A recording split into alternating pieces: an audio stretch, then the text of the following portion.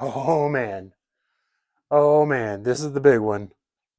This is the big one. Well, it's the big one for me. Oh man, I'm excited. I'm excited for this one. I knew it was coming, but I'm still pleasantly surprised. And I'm pleasantly surprised at how good the trailer was, too. So today we're talking about Project Hail Mary. I thought it was a good time to post a review on that one. The trailer just dropped for the movie. It's one of my favorite books. It's very good. I'm going to keep it pretty spoiler free because I'm serious when I say you need to go read this book. Andy Weir holds a really special place in my heart. So The Martian is really the book that got me into reading. The Martian really showed me that science fiction can be fun. It brought me into the genre that I really like, and it showed me that not all reading was boring. So I didn't really read recreationally for some time in between, the early high school, college, when you're reading all the textbooks and all of that stuff. I found The Martian and I loved it. It mixed this hard science fiction of, oh, I'm curious about how science works, but on a scale that I still want to be entertained by it, with engaging characters and a great story. The movie is also very good, and it's so well rounded. I can't really say enough good about it. So all that said, on to Project Hail Mary. While we're really here today, Project Hail Mary is, I mean, I think it's a better book from a story perspective. If you want the hard science part, The Martian's probably better. But from a story perspective, but from a story gosh, perspective from a uh-huh from a story perspective, there it is. Hail Mary has great characters. It still has the science, but it kind of puts you into it in a lighter gear. Now, if The Martian is one of my favorites, I don't even know where to put Project Hail Mary. The Martian's one of my favorites because it is the book. It's the book that got me into reading. But Project Hail Mary is, I I I haven't read a book where I wanted to turn the pages as quickly as I did with Project Hail Mary. I want to reread it almost every year. I've read it at least 2 or 3 times, and I've read the audiobook a couple times as well. I'm one of those people that rereads their favorites all the time. I know some people don't reread. I'm all about it. Project Hail Mary follows Ryland Grace. He wakes up in a strange ship with amnesia, and we quickly find out that he's a school teacher and that essentially there is a life threatening issue on Earth. The book starts out very vague and very mysteriously, and it quickly fills in some of those gaps. So to keep it spoiler free, I'm going to try and leave it there as much as I can and talk about the beats of the story without getting into the details of the story, the greater story, and all of the things that actually happen. At its core, Hail Mary is a story of friendship and hope. And I really like that. I love books that end up with a hopeful mindset. I do like kind of the grimdark, the Game of Thrones, the Joe Abercrombie stuff. I do like that, but the ones that really hook me are the ones that kind of go with the hope theme, people coming together and doing things together that benefit the greater good or humanity or whatever that is. That hooks me. Whereas, some of the grimdark and some of that, I will enjoy it, but I'm not going to be able to turn pages fast enough in something like Hail Mary, the Stormlight Archive, Mistborn, something like that. Now, Andy Weir is really known for the science in his writing. The Martian was kind of critically acclaimed for the real world science, the hard science, the detailedness of all of the events that happen in the book, the things that the main character has to do to survive.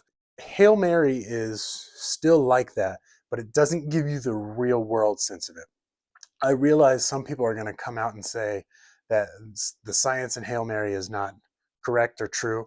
It probably isn't. I'm not educated enough to know about that, but I enjoy the detailed narrative that goes into it and the way that Andy Weir explains a story by using this science that may or may not be true, but it has enough beats of trueness in it to make it engaging and something that I want to keep on reading. In The Martian, this is mostly in the form of space travel and survival on harsh conditions, conditions on Mars, and the different things that the main character has to overcome in that way.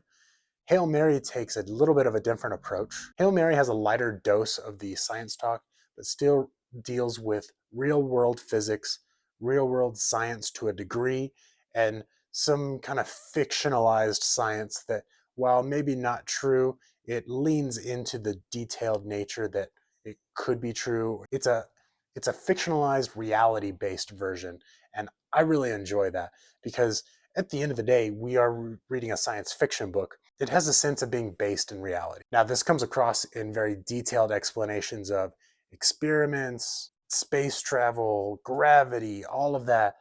So there are going to be kind of dense portions of this book, but I think that Ryland Grace's humor and the way that he approaches problems really makes that something that's interesting and not just spewing a bunch of numbers at you or spewing a bunch of different facts or equations or anything like that. There's not much of that. It's all interjected with this lighthearted way of doing science in a way that ultimately the characters in this book are trying to save humanity. Now, for me, that's exactly what I want from a novel.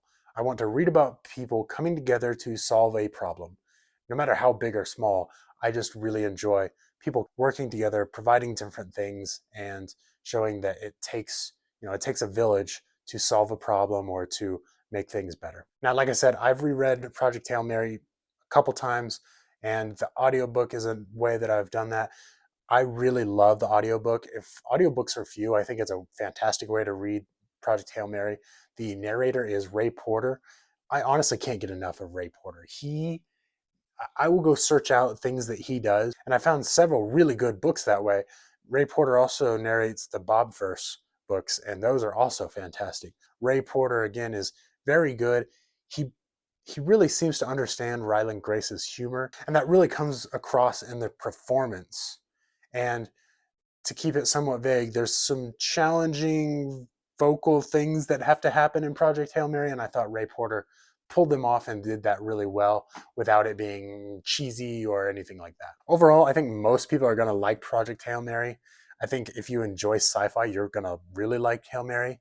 I think if you enjoy sci-fi and think about general relativity as often as I do, you're going to love Project Hail Mary. Now, the thing that really spurred this on is the trailer just dropped. I have a lot of hope for this movie.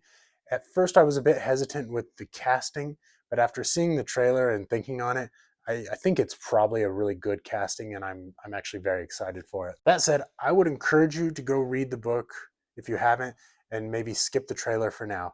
I think the book is good enough to stand on its own, and I'm hopeful for the movie, but I think that the book has enough surprises and enough things in it to where I would want to go into it blind and go into it developing my own thoughts about what the characters looked like and their mannerisms and stuff, and not be bogged down by even a trailer. But The Martian is one of my favorite movies alongside the book.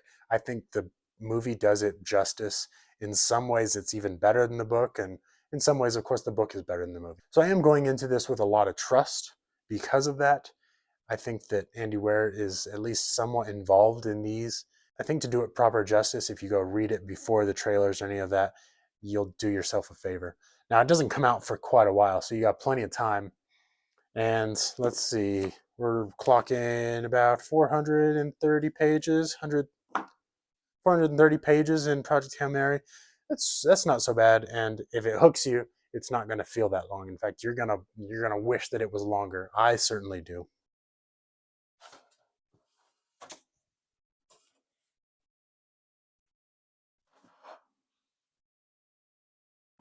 You know what? Whatever. You can stay.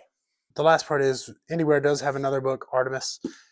It's certainly his weakest of the three.